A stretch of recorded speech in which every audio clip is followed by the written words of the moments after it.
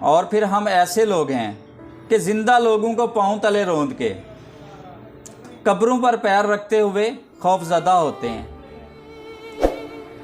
جب دل کسی ایک شخص پہ آ جائے تو ذہن کسی اور کو قبول کرنے کے قابل نہیں رہتا۔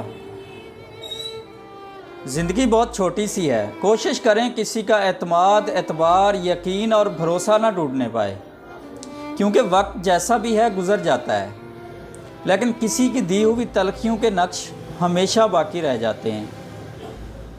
چھوٹی چھوٹی چیزوں کی وجہ سے پریشان ہو کر خود کو بڑی بڑی بیماریوں میں مبتلا ہرگز نہ ہوں۔ اس زندگی کو آپ نے خوب جینا ہے اور بڑی دلیری کے ساتھ حالات کا مقابلہ کرتے ہوئے آپ نے ایک فاتحہ بننا ہے۔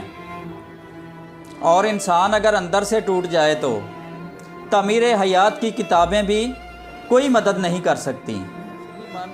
ویسے بھی من چاہے شخص کا انتظار آپ کے اندر چڑچڑا پن پیدا کرتا ہے، اور دنیا کا کوئی بھی شخص من چاہے شخص کی کمی پوری نہیں کر سکتا۔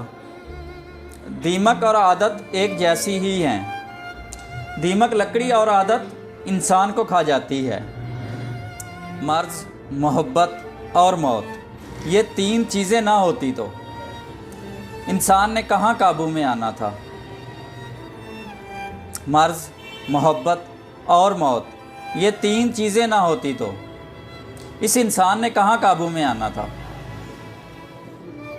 جب ایک پھول مرتا ہے تو ایک بیج پیدا ہوتا ہے، اور جب ایک بیج مرتا ہے تو ایک پودا۔ یوں ہی زندگی جاری و ساری رہتی ہے۔ یاد رکھیے گا، زندگی ہمیشہ موت سے زیادہ طاقتور ہوتی ہے۔ پتہ ہے الفاظ بھی روتے ہیں کبھی کبھی، لیکن ان کی سسکیاں صرف لکھنے والا ہی سن سکتا ہے، پڑھنے والا نہیں۔ کسی بھی چیز سے پریشان ہونے کی ضرورت نہیں، نہ تو یہ درد ہمیشہ رہنے والا ہے اور نہ یہ زندگی۔ جب کسی کے لیے آپ کا ہونا یا نہ ہونا برابر ہو تو اس کو بار بار شدت سے احساس دلاتے رہنا بے معنی ہے۔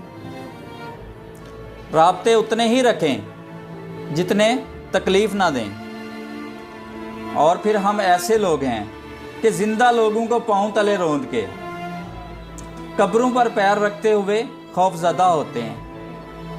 اور میں شکر ادا کرتا ہوں اس شخص کا جس نے مجھے آنسو دیے، کیونکہ یہ آنسو ہی مجھے بارگاہ الہی تک لے کر گئے۔ پہلی بار مجھے زندگی اس وقت مشکل لگی جب میں نے جانا کہ جس بات پر ہمیں رونا آ رہا ہو، اس بات پر ہمیشہ دوسروں کے سامنے مسکرانا ہے۔